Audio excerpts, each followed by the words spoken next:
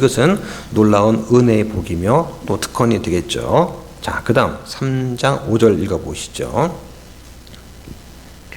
그분께서는 자신의 거룩한 사도들과 대언자들에게 성령을 통해 이제 이 신비를 계시하신 것 같이 다른 시대들에서는 사람들의 아들들에게 그것을 알리지 아니하셨는데. 네, 여기 보니까 대언자가 나오죠. 여기에 대언자는 누구냐? 신약 시대의 대언자를 말하는 것입니다. 이들은 사도들과 마찬가지로 성령의 감동으로 하나님 말씀을 받았던 그런 사람들이었습니다. 이 말씀을 보면 교회에 대한 계시를 받은 사람이 사도 바울 한 사람이 아니었다는 것이죠. 바울 이외에 또 있었다는 것입니다. 사도 바울은 이 교회에 관한 계시를 기록하는 임무를 받았습니다. 그리고 그 계시를 받은 유일한 사람은 아니었다는 것이죠. 바울이 받고 깨달은 예수 그리스도 신비, 곧 이방인들한테도 함께 주신 은혜의 이 복음 진리는 바울뿐만 아니라 그리스도의 거룩한 대언자 또 사도들한테도 성령으로 계시가 되었습니다.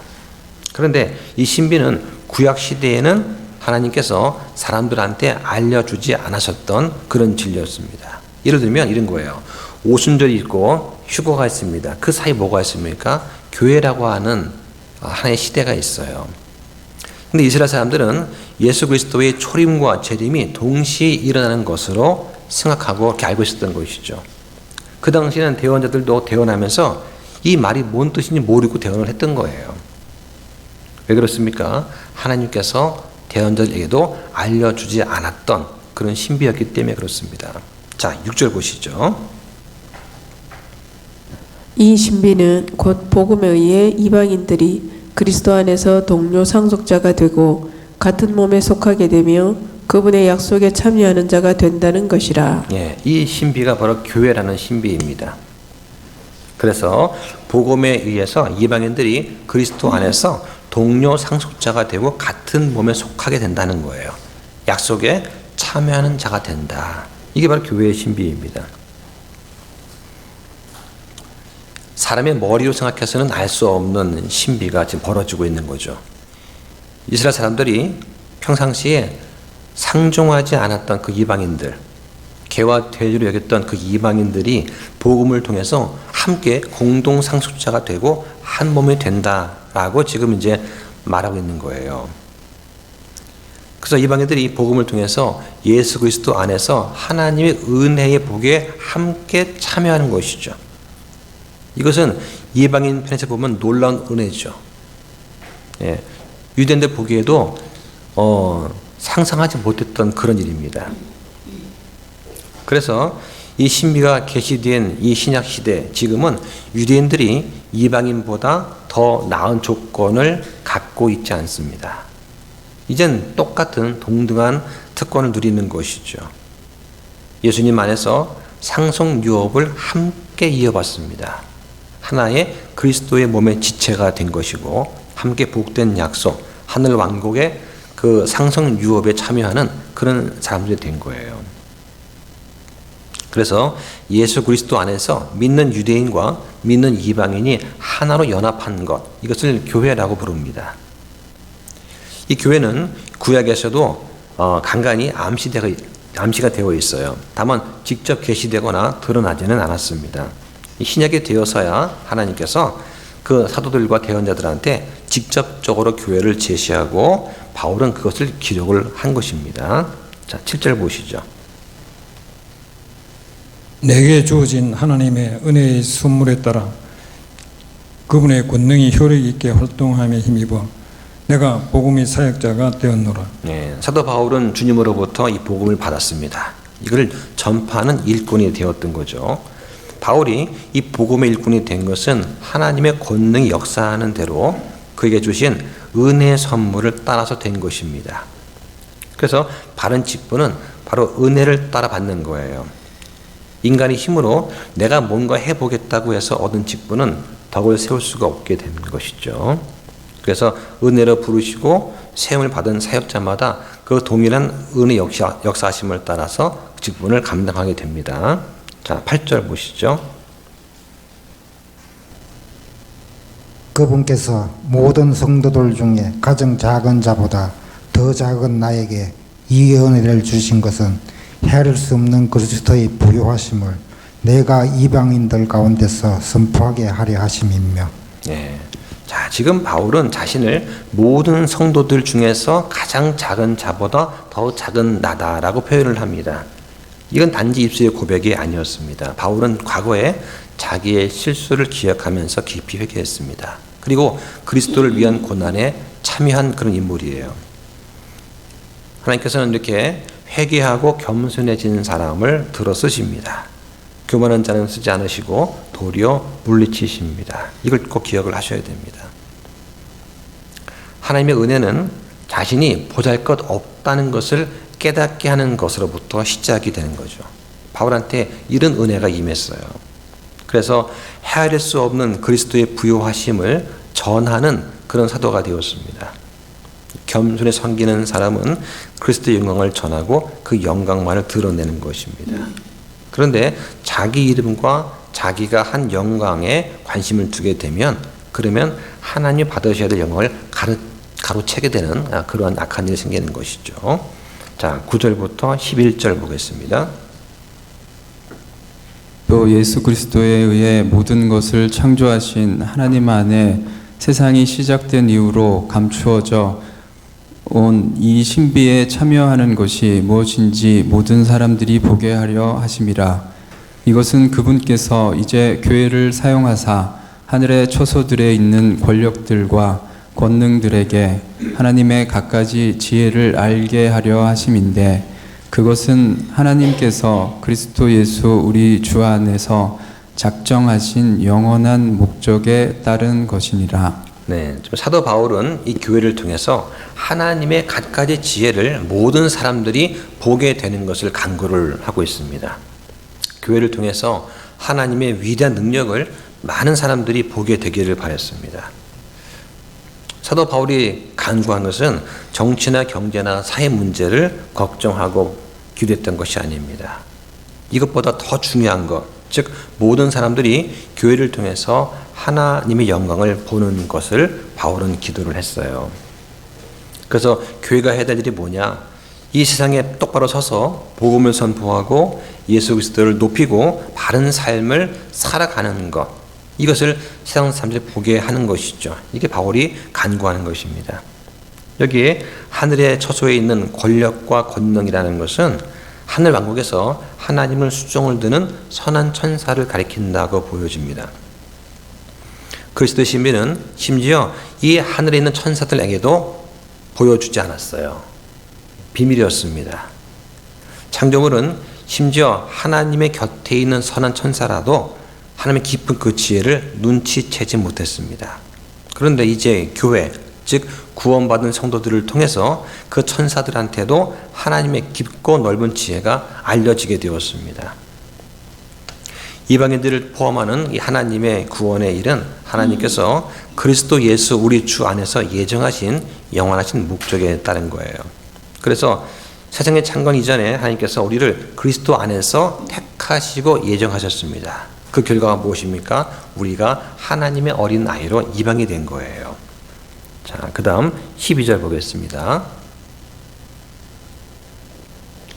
우리가 그리스도 안에서 그분의 믿음을 통해 담대함과 아버지께 확신 있게 나아감을 얻나니.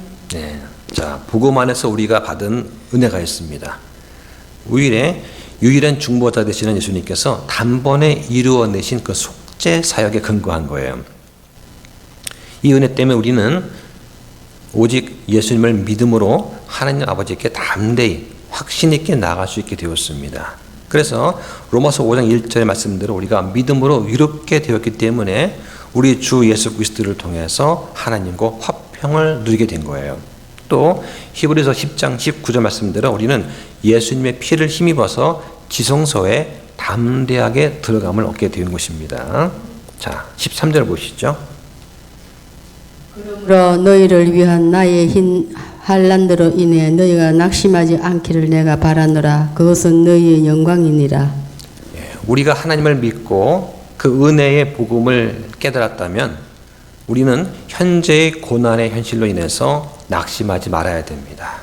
고난은 항상 있는 것입니다. 예수님을 믿게 되면 꽃길만 걷게 되지 않습니다. 예수님 믿고 나서 모든 일이 잘 되면 얼마나 좋겠습니까? 그런데 현실은 그렇지가 않은 거죠. 여기 본문에서 에베소에 있는 사람들은 핍박으로 인해서 낙심을 했습니다. 그들은 세상에서 당하는 이 환난 때문에, 어려움 때문에 낙심을 한 거예요. 자신이 처한 처참한 상황 때문에 낙심을 했습니다. 어른들만 낙심하면 되게 괜찮은데 어린 아이들까지 어려움에 핍박 가운데 있으면 정말 마음이 아프겠죠. 이 사람들은 이 세상을 바라볼 때 아무런 소망을 갖지 못하는 그런 사람들이었습니다. 낙심해서 절망 가운데 빠졌습니다. 여러분은 어느 때에 낙심을 하게 됩니까? 이 에베소에 있던 성도들은 왜 낙심을 했을까요? 하나님이 아닌 세상을 먼저 바라봤기 때문입니다. 하나님의 권능이 아니라 이 세상의 권능을 바라봤기 때문에 낙심을 한 것입니다. 그래서 바울은 지금 주님 앞에 나와서 에베소 성도를 위해서 기도를 하고 있는 거예요. 사탄과 마귀들은 지금도 우리 주변에서 활동하고 있습니다. 그는 자기의 종들을 많이 확보하고 있어요. 예를 들어서 그리스도인들이 당하는 고난은 하나님께서 허용하신 것입니다. 이걸 기억을 해야 됩니다. 왜 하나님께서 우리한테 이런 고난과 환난을 허락하실까요? 우리가 닥치는 이 환난은 우리를 더욱 성장시킵니다. 예수님께 전적으로 의지하도록, 그래서 예수님을 떠나서는 우리가 아무것도 할 수 없다는 것을 깨닫게 하시는 거예요. 우리 고난 가운데 있을 때 예수님께서는 우리를 지키시고 우리를 도우시고 우리를 위로해 주십니다. 그래서 성도한테 있어서 그리스도로 인한 고난은 부끄러움이 아니고 영광이 될 수 있는 것입니다. 자, 여기까지 내용을 정리해 보면 이런 거예요. 첫째는 우리는 그리스도 안에서 이방인에게도 값없이 주신 하나님의 풍성한 은혜를 감사해야 되겠다라고 하는 것입니다. 두 번째는 예수 그리스도 이름으로 담대하고 확신을 가지고 하나님께 나아갈 수 있다라고 하는 것입니다. 세 번째는 예수 그리스도와 그분의 교회를 위해서 당하는 그 고난 때문에 낙심하지 말아라라고 하는 거예요. 네 번째는 우리는 겸손하게 행해야 된다라고 하는 것입니다. 주께서 쓰시는 사람은 자신을 낮추는 겸손한 사람입니다. 그 겸손한 사람을 두고 성도들이 칭찬을 하는 것이죠. 그럼 교회에서는 그 칭찬을 받는 사람을 사용하게 됩니다. 자, 14절과 15절 보겠습니다. 이런 까닭으로 내가 우리 주 예수 그리스도의 아버지 곧 하늘과 땅에 있는 온 가족에게 이름을 주신 분께 무릎을 꿇고 비노니. 자, 여기 보니까 중요한 게 나와요. 사도 바울이 지금 누구한테 기도를 합니까? 하늘에 계신 아버지께 기도를 하죠. 우리가 잘 모르는 막연한 존재한테 기도하는 것이 아니라 우리의 아버지께 기도를 하는 거예요. 예수님께서는 산상설교를 하시면서 너희 중에 누가 자기 아들이 빵을 구하면 그에게 돌을 주겠느냐라고 하세요. 빵을 구하는 아들한테 돌을 줄 아버지는 아무도 없습니다. 생선을 구하는 아들한테 전갈을 줄 아버지도 없어요. 하물며 하늘에 계신 너희 아버지께서 자기에게 구하는 자들한테 좋은 것들을 얼마나 더 많이 주시겠냐라고 예수님 말씀을 하시는 거죠. 하나님은 우리의 아버지이시고 동시에 전 우주를 통치하시는 위대한 하나님이십니다. 하나님을 사랑해야 됩니다. 하지만 동시에 우리는 하나님을 두려워할 줄 알아야 돼요. 존중하고 존경해 드려야 됩니다. 그런데 오늘날 배교한 교회 어떻습니까? 하나님을 그냥 교회의 회원 수준으로 격화시켰습니다. 예수님을 예수라 부르고 하나님을 향해서 까불지 말라라고 망언까지 하는 그런 수준까지 떨어졌어요. 이건 우리가 회개를 해야 되는 부분입니다. 하늘과 땅에 있는 온 가족이라는 말씀은 하나님의 백성 전체를 가리키는 거예요. 하늘에 있는 가족은 이미 천국에 들어가서 영광 가운데 있는 성도들을 가리킵니다. 그 성도들이 우리를 지켜보고 있습니다. 우리를 해서 응원을 하고 있고 어서 달려오라고 믿음에 서는 싸움을 싸우되 지치지 말라고 응원하고 있어요. 이 땅에 있는 가족은 이 세상에서 하나님을 믿고 섬기는 성도들을 가리킵니다. 지금 하늘에 먼저 들어간 우리 선배 시민들 어떻습니까? 승리해서 안식을 누리고 있어요. 땅에서는 우리는 죄와 세상과 마귀와 싸우면서 살고 있습니다. 주의 백성한테는 주 예수 그리스도의 아버지께서 이름을 주셨어요. 모든 성도한테는 이름이 있습니다. 그리스도인이라는 이름이에요. 다시 말하면 예수 그리스도의 소유라고 하는 것이죠. 무릎을 꿇고 기도하는 것은 간절한 기도의 모습입니다. 성도의 믿음 생활은 말씀과 기도의 생활이다 할 수 있어요. 우리가 성경을 읽다 보면은 어떻습니까? 자신을 위해서, 자신의 유익을 위해서 기도하는 것이 단 한 구절이라도 나오나요? 그렇지 않습니다. 성경에는 한마디도 자신을 위해서 구하는 기도가 신약 성경에는 나오지 않습니다. 뭔가를 달라고 하지도 않습니다. 어린 아이가 산타클로스한테 뭔가를 선물을 달라고 조르는 그런 기도는 신약 성경에 나오지 않습니다. 신약에 나오는 모든 기도는 하나님의 영광과 다른 사람의 유익을 위한 기도밖에 없어요.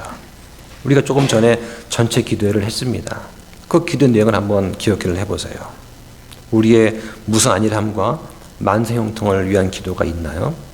우리가 기복신앙적인 기도를 하는 적이 있습니까? 없습니다. 우리가 지금 기도하는 이 모습이 바로 우리가 바른 신약교회를 하고 있다는 하나의 증거가 될 수 있을 겁니다.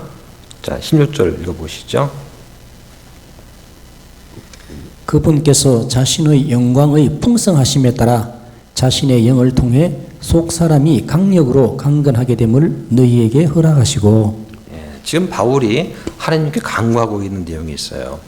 지금 바울이 간구하는 게 무엇입니까? 그리스도의 영을 통해서 우리의 속 사람이 강력으로 강건하게 되는 것입니다. 바울은 다른 성도들의 속 사람을 위해서 기도를 했어요. 바울은 한 번도 다른 성도들의 겉사람의 안락함을 위해서 기도한 적이 없습니다. 한 번도 다른 성도가 부자가 되게 해달라고 기도한 적이 없어요. 성령님께서 공급하시는 그 능력으로 다른 성도의 그 속 사람이 강건해져서 그가 예수 그리스도를 위해서 살 수 있도록 해달라고 기도했습니다. 그런 기도가 응답되지 않을 수가 있겠습니까? 많은 사람이 하는 기도는 육신의 정욕과 안락함을 위한 것이거나 물질적인 것을 구하는 기도가 많습니다.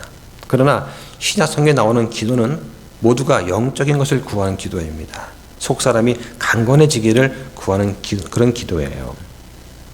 우리가 하는 기도 가운데 어떤 것들은 왜 응답받지 못할까요? 바로 주님의 뜻이 이루어지기보다는 개인의 육신의 전용을 위해서 간구하기 때문에 그렇지는 않겠습니까? 하나님은 여러분의 속사람이 더욱 강건해져서 예수 그리스도의 장성한 분량까지 이르기를 원하세요. 그래서 하나님의 뜻에 맞게 기도하면 반드시 속히 이루어 주십니다. 자, 17절 보시죠. 믿음을 통해 그리스도께서 너희 마음속에 거하게 하시며 또 너희가 사랑 안에서 뿌리를 내리고 털을 잡아. 자, 우리는 지금 예수 그리스도께서 우리 안에 거하신다는 사실을 알고 있습니다. 그런데 실제적인 삶에 있어서는 그 전능하신 하나님께서 우리 안에 들어와 거하신다는 그 사실을 믿지 못하는 것처럼 살아가고 있습니다. 그래서 우리는 이런 설교를 들으면 다 아는 이야기를 하고 있다라고 생각을 합니다. 그런데 예수 그리스도께서 우리 마음속에 거하신다는 그 사실을 정말로 믿지 못하고 있는 것은 아닐까 한번 우리는 돌이켜 봐야 됩니다. 우리가 매 순간 이런 사실을 믿으면서 산다면 어떤 유혹이 오든지 이겨낼 수 있을 것입니다. 어떤 일이 벌어져도 두려워하지 않고 낙심하지 않겠죠. 지금 바울이 뭘 위해서 기도하고 있습니까? 그리스도인들이 머리로 알고 있는 것을 마음으로 믿게 해달라고 기도를 하고 있어요. 그리스도인들이 세상에서 발생하는 그 일들 때문에 두려워한다면 그것은 자기들의 마음속에 누가 거하고 계시는지를 모르고 있기 때문에 그렇습니다. 예수님께서 우리 마음속에 거하신다면, 이걸 믿는다면 우리한테 무엇이 더 필요하겠습니까? 낙심할 필요도 전혀 없습니다. 그런데 바울이 왜 지금 에베소 성도들을 위해서 물질적인 필요가 아니라 속사람을 위해서 기도하고 있을까요? 바울은 하나님께서 이미 그리스도인들의 모든 물질적인 필요를 다 알고 계시고 공급해 주고 계신다는 사실을 알고 있었기 때문입니다. 하나님은 믿는 모든 사람들의 물질적인 필요를 채워주시겠다고 성경을 통해서 이미 약속을 하셨습니다. 그래서 성경에 보면 하나님의 왕국과 그분의 의를 먼저 구하면 모든 것을 주신다고 약속을 해주신 거죠. 우리가 하나님의 왕국과 그분의 의를 먼저 구하고, 다시 말하면 복음 전파 사역을 위해서 우리 가지고 있는 모든 것을 드린다면 우리는 물질에 대해서 아무런 염려를 할 필요가 없습니다. 우리의 의식주는 주님께서 책임져 주시겠다고 약속을 해주셨어요. 근데 문제가 무엇입니까? 우리가 하나님의 왕국과 그 의를 구하지 않으면서 대부분의 기도하는 시간을 물질적인 것을 구하는 데 쓰고 있지는 않은가 한번 생각을 해보시기 바랍니다. 그러면서 왜 자꾸 기도를 할까요? 혹시 하나님께서 내 기도를 잊어먹지는 않으셨을까? 하고 재촉을 하는 거죠. 빨리 달라고 구하는 것입니다. 아버지께서 그 기도를 들으시고 얼마나 안타까우실까요? 하나님은 우리의 속사람이 강건해지기를 원하십니다. 어떻게 하면 될까요? 우리 자신을 주님께 온전히 내어드려야 됩니다. 우리가 가지고 있는 시간과 재능과 재물과 그 모든 것들을 하나님께서 우리에게 사용하라고 주신 것들을 주님께 온전히 내어드려야 됩니다. 이걸 통해서 내가 성장하고 교회가 부흥하고 성령의 역사가 이루어지는 것입니다. 자, 그 다음 18절과 19절 보겠습니다. 모든 성도들과 함께 너비와 길이와 깊이와 높이가 어떠함을 깨닫고 지식을 뛰어넘는 그리스도의 사랑을 알 수 있어 하나님의 모든 충만하심으로 충만하게 되기를 구하노라. 네, 여기 18절 보니까 잘 이해가 안 되는 부분이 나옵니다. 너비와 길이와 깊이와 높이가 어떠함을 깨닫고 라고 하시죠. 자, 이게 무엇일까요? 이걸 알기 위해서는 저는 문맥을 좀 봐야 됩니다. 17절에서는 사랑 안에서 뿌리를 내리고 털을 잡으라고 말씀합니다. 19절에서는 그리스도의 사랑을 알라라고 말씀을 하세요. 지금 바울은 다른 그리스도인들이 그리스도께서 그들을 사랑하고 계신다는 사실을 알게 해달라고 기도를 하고 있는 거예요. 우리를 향한 그리스도의 사랑은 우리의 상상을 뛰어넘게 넓어서 헤아릴 수가 없습니다. 우리를 향한 그리스도의 사랑은 아버지께서 주신 사람들을 끝까지 길게 사랑하십니다. 우리를 향한 주님의 사랑은 매우 깊어서 이것을 측량할 방법이 없습니다. 우리를 향한 주님의 사랑은 너무 높아서 그 무엇도 그것을 넘어설 수가 없습니다. 이런 말씀이죠. 옆 사람 얼굴 한번 보십시오. 이 얼굴은 그리스도께서 그토록 사랑하고 계시는 그런 사람들이에요. 바울은 그리스도인들이 주님의 사랑을 알게 해달라고 기도를 했습니다. 십자가 위에서 자신의 목숨을 내어주신 그 사랑을 알게 해달라고 지금 간구하는 거예요. 주님께서 우리를 사랑하신 것은 우리가 사랑스러운 사람들이기 때문이 아닙니다. 우리가 주님의 원수였을 때 주님께서는 우리를 위해 죽으셨습니다. 우리가 원수였을 때도 우리를 위해 죽으셨다면 자녀가 된 지금은 무엇을 아끼고 무엇을 주지 않으시겠습니까? 하는 거죠. 이게 바로 아버지의 마음을 헤아리는 것입니다. 바울은 주님께서 그들을 얼마나 사랑하시는지 에베소 성도들이 알기를 원했습니다. 그래서 예수 그리스도의 그 사랑의 넓이와 깊이와 높이와 길이를 어떠함을 깨달아 알기를 원했습니다. 하나님의 충만하심으로 충만하게 되기를 기도한 것이죠. 아는 걸로 그치면 아무 소용이 없습니다. 그 사랑이 우리의 삶을 통해서 나타나야 됩니다. 그냥 건성으로 사랑해가 아니라 예수님처럼 사랑하는 남편, 예수님처럼 사랑하는 그 아내를 원할 거예요. 또 우리한테 필요한 것은 사랑에 대해서 수많은 성경 구절을 여기저기 찾아주는 그런 사람이 아니라 삶을 통해서 예수 그리스도의 삶을 보여줄 수 있는 그런 사람이 필요합니다. 하나님께서 여러분들이 그런 사람이 되기를 원하시는 거예요. 자, 그 다음 20절과 21절 보겠습니다. 이제 우리 안에서 일하는 권능에 따라 우리가 구하거나 생각하는 모든 것 이상으로 심히 넘치도록 행하실 수 있는 분께 곧 그분께 영광이 그리스도 예수님을 통해 교회 안에서 모든 시대에 걸쳐 끝없는 세상에까지 있기를 원하노라. 아멘. 네. 자, 지금 우리가 이 에베소서 3장을 통해서 배운 것이 뭐냐? 우리는 형제들을 위해서 기도해야 된다는 것입니다. 이걸 우리가 지금 배우고 있는 거예요. 그래서 눈이 열려서 이 세상의 권능이 아니고 바로 하나님 아버지의 권능을 볼 수 있게 해달라고 기도를 해야 된다는 것입니다. 다른 성도들의 관심이 이 땅에 있는 물질적인 것, 이런 것이 아니라 또 겉사람이 아니라 속사람이 있게 해달라고 기도를 해야 되는 것입니다. 예수님의 사랑이 다른 형제들의 삶을 온전하게 주관하게 만들어 주어서 그 사람들이 이 땅에서 살아갈 때 마치 예수 그리스도께서 이 땅을 살아내셨던 것처럼 살게 해달라고 간구를 하는 거예요. 그것이 바로 예수님을 닮아가는 것입니다. 예수님을 닮는다고 하면서 예수님이 걸어가신 그 길을 나는 걷지 않으리라고 하면은 말이 안 되는 것이죠. 나만큼은 가시밭길을 피해서 탄탄한 길을 걷고 싶어 하는 것. 그것은 고난을 회피하는 것입니다. 물론 병든 사람을 치료달라고 기도하는 것 잘못된 것이 아닙니다. 다른 형제가 직장을 구할 수 있게 해달라고 기도하는 것 좋은 기도죠. 잘못된 게 아닙니다. 중요한 것은 하나님께서 약속해 주신 것, 그것을 우리가 확신을 가지고 구할 수 있다는 것입니다. 이걸 기억하셔야 되는 거예요. 예를 들면 우리의 속사람이 강건하게 되는 것, 이거 하나님이 원하시는 것입니다. 이걸 구하면 반드시 주십니다. 우리 삶을 통해서 하나님의 사랑을 드러낼 수 있게 해달라고 간구하는 것, 이거는 주님의 뜻에 부합하는 것입니다. 응답이 확립된, 약속된 거예요. 이런 기도는 주님께서 잘 들어주십니다. 응답할 수 있다는 확신을 우리 안에 뜨거운 마음으로 주세요.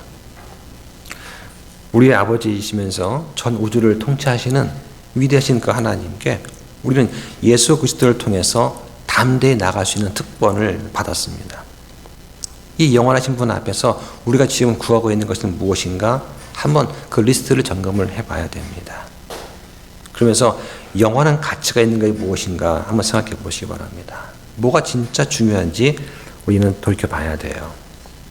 여러분들이 다른 성도들을 위해서 오늘 나오지 않는 사람들, 또 내가 서로 기도하고 있는 가족이라든가 친구나 친지들을 위해서 무엇을 구해야 할 것인가를 잘 생각해 보시기 바랍니다. 그 사람들의 속사람이 강건하게 해달라고 구하시기 바랍니다. 그럼 우리 교회는 엄청난 일이 일어날 것입니다. 하나님께서 우리 모두를 도와주시기를 간청합니다. 자, 기도 마치겠습니다.